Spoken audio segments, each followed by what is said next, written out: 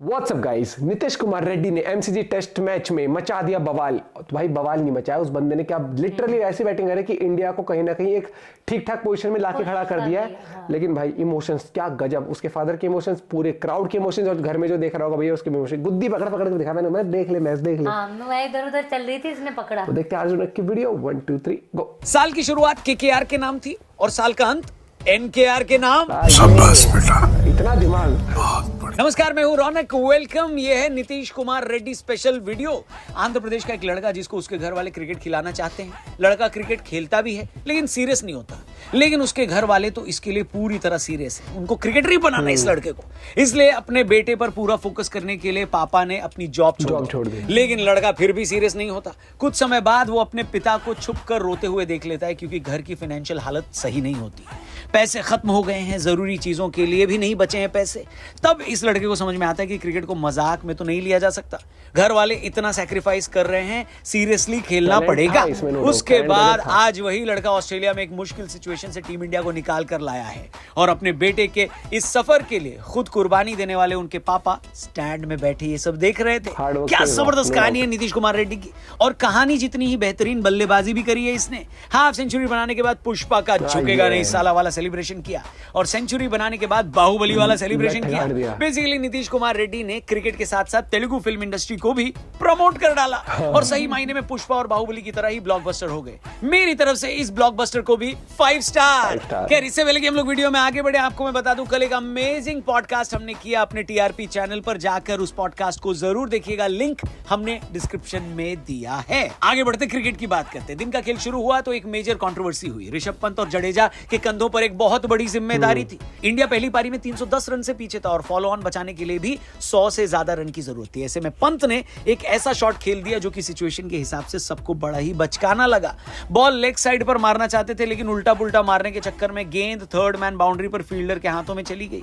इसके बाद सुनील गावस्कर ने जो ऋषभ पंत की क्लास लगाई है बाबा, ऐसा समझ लो कि कमेंट्री बॉक्स में मर्यादा रखने के लिए बस गाली नहीं दी, वरना पंत के शॉट सिलेक्शन की धज्जियां उड़ा दी। साथ में कमेंट्री कर रहे हर्षा भोगले भी चौंक गए कि अचानक से सुनील पाजी को क्या हो गया। ऑस्ट्रेलिया वाला कमेंटेटर तो विकेट की ही खुशी में था, कुछ बोल ही नहीं रहा था, लेकिन गावस्कर पाजी ने करीब 2 मिनट तक नॉन स्टॉप पंत के शॉट सिलेक्शन को ऐसे धोया है कि इतनी बढ़िया वॉशिंग मशीन धोने को मिल जाए तो कपड़े चमक जाए। हालांकि कई लोगों को यह लगता है कि ऋषभ पंत तो हमेशा से ऐसा खेलते हैं। अगर यही गेंद छक्का चली जाती तो सोशल मीडिया चिल्ला रहा होता कि वाह ऋषभ पंत क्या बैटिंग करता है, फियरलेस एकदम। लेकिन सुनील गावस्कर की बात भी सही है, अगर आप इतनी मुश्किल सिचुएशन में ऑर्थोडॉक्स शॉट नहीं खेल सकते तो टेस्ट क्रिकेट आपके लिए नहीं है। सुनील गावस्कर ने असल में क्या कहा, इसके ऊपर हमने अपने दूसरे चैनल क्रिको पर एक मस्त वीडियो बनाई है, जाकर जरूर देखना।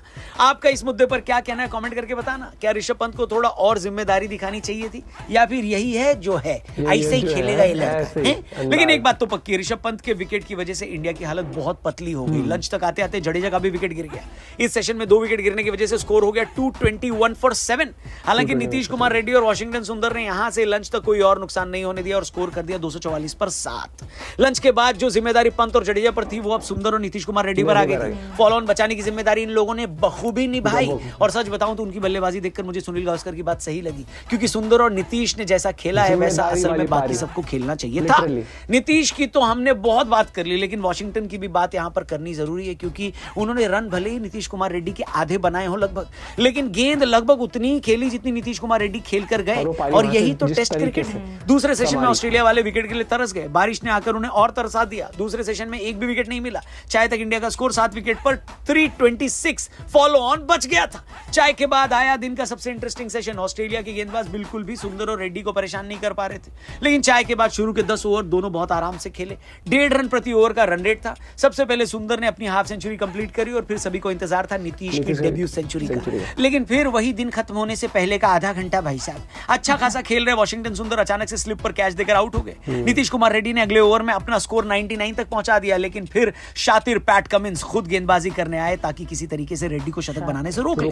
पूरा ओवर खेलने की जिम्मेदारी बुमराह की थी, लेकिन बुमराह भाई तीसरी गेंद पर आउट हो गए। लेकिन अब नीतीश की सेंचुरी बनाने की उम्मीद थे, उनके ही हैदराबादी भाई मोहम्मद सिराज। सिराज को 3 गेंदें खेलनी थी और सच कहूं तो पहली गेंद छोड़कर सिराज ने सच में बढ़िया डिफेंस किया।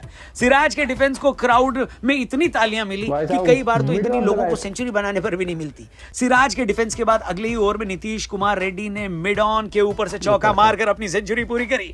ग्राउंड में मैच देख रहे अपने पिता का सर ऊंचा किया और हर इंडियन क्रिकेट फैन जो फाइट बैक देखना चाहता था उसको फाइट बैक दिखा दिया। नीतीश की सेंचुरी के फौरन बाद लाइट खराब हो गई जिसकी वजह से खेल रोक दिया गया। दिन का खेल खत्म हुआ तो इंडिया का स्कोर 9 विकेट्स के बाद 358 रन। अभी भी हम 116 रन पीछे हैं, लेकिन अब हालत उतनी पतली नहीं है जितनी कल शाम को खेल खत्म होने के बाद थी। आपको नीतीश की सेंचुरी कैसी लगी और नीतीश की सेंचुरी के साथ साथ सिराज के डिफेंस पर भी कमेंट कर देना। हम आपसे मिलेंगे कल के दिन का खेल खत्म होने के बाद। चैनल सब्सक्राइब कर। साहब का चलान काटने आ रहा था कोई है, डीएसपी साहब ने कहा नहीं ये हमारे क्या कहते हैं हमारी टीम है, चलान मैं ही हाँ भाई तब जो डिफेंस बढ़िया था। लेकिन यार man of the moment, man of the day आप अगर बात करो तो नीतीश कुमार रेड्डी, फैबुलस इनिंग, साथ निभाया वहां पर सुंदर ने बहुत गजब। और देखो ऋषभ पंत के लिए 4 बातें कह लो 5 बातें कह लो, उसका अंदाज वो है और वो हमेशा हम कहते आते भाई वो किस सिचुएशन कोई भी वो खेलने का उसका रन बनाने का भी तरीका वही है, वो बल्कि प्रेशर दूसरी टीम पे क्रिएट करने आता है। तो अब हम जब हमें पता है वो चीज वो हम कह लेंगे कि भाई जिम्मेदार वाली पारी कितनी 10 बॉल और खेलता वो फिर एक और शॉट मारता, तो उसका अंदाज वही है। मुझे लगता है जैसे एक मैक्सवेल का अंदाज है जैसे ये है, तो कुछ प्लेयर होते हैं उनको अंदाज ही वो होता है, हम क्रिटिसिज्म कितना कर ले या तो फिर मत ही लो टीम में मत लो। फिर यार वो बंदा है थोड़ा सा मुझे लगता है, फिर भी एक तरह से सुनील गावस्कर सर भी सही कह रहे हैं कि कभी कभार आपको अपने कंफर्ट जोन से बाहर निकल कर भी बैटिंग करनी चाहिए। वो कहते हैं परिस्थितियों के हिसाब से भी एडजस्ट कर लो, तो वो चीज मैं मानता हूं कि करना चाहिए था वैसे पंत को।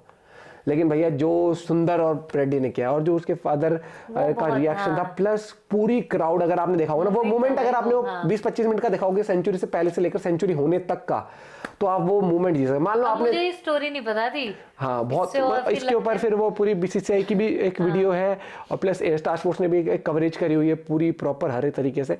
मुझे लगता है कि हम हीरोज को देखते हैं, हम देखते हैं लेविश लाइफस्टाइल। आपको ये समझना चाहिए कि वो जो लाइफस्टाइल है ना उससे पहले मेहनत कितनी करी है, कितना पसीना बहाया गया है। कोई भी हो, या तो ऐसा हो कि पैसा फैमिली के पास ही अंधा था तो वो पैसा है, लेकिन आप जब देखते हो क्रिकेटर्स को बहुत सारों को या फिर आप कई सारे एक्टर्स को भी देखते हो तो एक एवरेज लाइफ होती है। कई लोग तो बहुत डिफिकल्ट, मुनाफ पटेल की भी स्टोरी आपको याद होगी भाई कितनी डिफिकल्ट थी।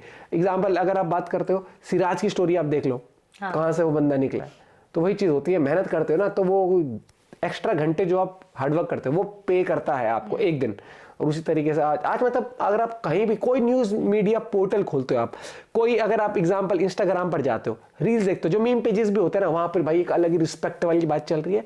प्लस अब लोग, और यही चीज है जैसे यशस्वी जायसवाल जब आया था बंदा, जब उसने बैक टू बैक रन्स भी बनाए, जब इंडिया के लिए खेला वो, तो फिर तारीफ हुई, लेकिन उसके साथ उसकी बैक स्टोरी बताई गई। नो डाउट सोशल मीडिया पर कई बार जो लाइफ की स्टोरी होती है उसको बड़ा चढ़ाकर थोड़ा और भी लोग कर देते हैं, लेकिन वह स्टोरी तो होती है, मेहनत तो होती है इंसान की, और वही चीज होती है। और एक जो एज होती है ना, ये अंडर 14 भी खेला था नेशनल लेवल पर लड़का, मतलब कि अपनी स्टेट के लिए खेला, वहां पर भी अच्छा किया।